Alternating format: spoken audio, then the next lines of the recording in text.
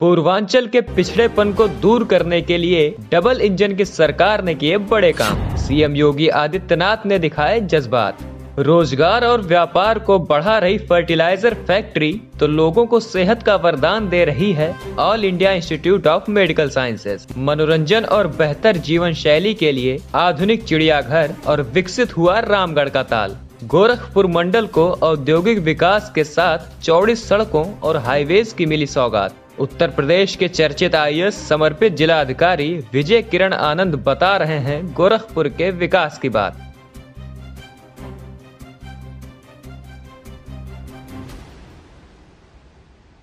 पुराने समय से ही जनपद गोरखपुर हमारे देश का एक महत्वपूर्ण जनपद रहा है और गोरखपुर का एक गौरवशाली इतिहास रहा है और देश के विकास में, स्वतंत्रता आंदोलन में भी इस जनपद की भूमिका महत्वपूर्ण है।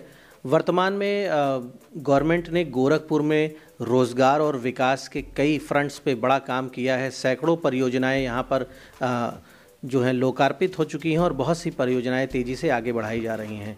गोरखपुर के जिलाधिकारी श्री विजय किरण आनंद साहब हमारे साथ मौजूद हैं। हम इनसे जानने की कोशिश करेंगे।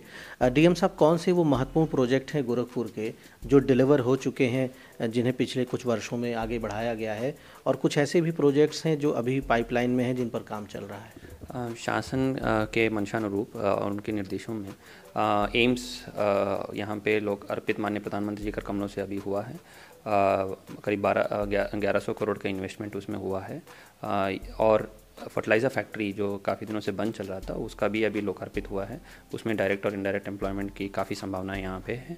और इसी के साथ काफ़ी सड़कों का चौड़ीकरण का काम, स्वास्थ्य इकाइयाँ, बीआरडी मेडिकल कॉलेज का सुदृढ़ीकरण का काम भी किया गया है। और विद्युत के विभिन्न ऑगमेंटेशन का काम भी यहाँ पूर्ण किया गया है। और यहाँ पे अभी एक चिड़ियाघर अत्याधुनिक फैसिलिटीज़ के साथ वहाँ उसका भी लोकार्पण किया गया है। रामगढ़ ताल जो one of the biggest wetlands हमारे देश में है, उसका भी जीर्णोद्धार का काम पूर्ण करके उसको एक पर्यटक स्थल के रूप में विकसित किया गया। विभिन्न स्थानों पर पर्यटक सुविधाओं का विकास भी यहाँ किया गया। और विभिन्न परियोजनाओं में सभी करीब 20 से ज़्यादा विभागों द्वारा शासन के वित्त पोषण के साथ काम पूरा किया जा रहा है। और कुछ परियोजनाएं अभी दिसंबर के अंत तक 100% पूर्ण की जाएंगी। डीएम साहब, एम्प्लॉयमेंट जनरेशन के फ्रंट पे भी काफ़ी काम हुआ है।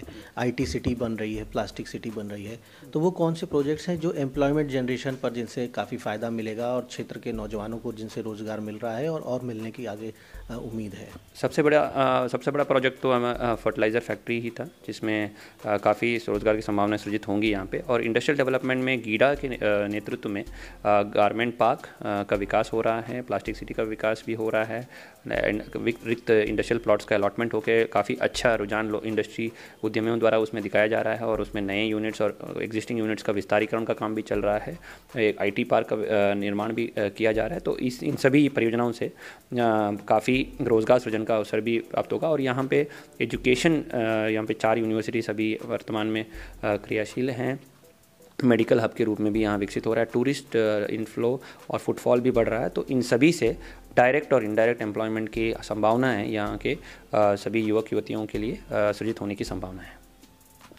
प्राचीन भारत में जब देश में 16 महाजनपद थे तो उनमें एक महाजनपद था कौशल, और उसका मुख्य केंद्र था ये वर्तमान का जो गोरखपुर है जिसे हम देख रहे हैं।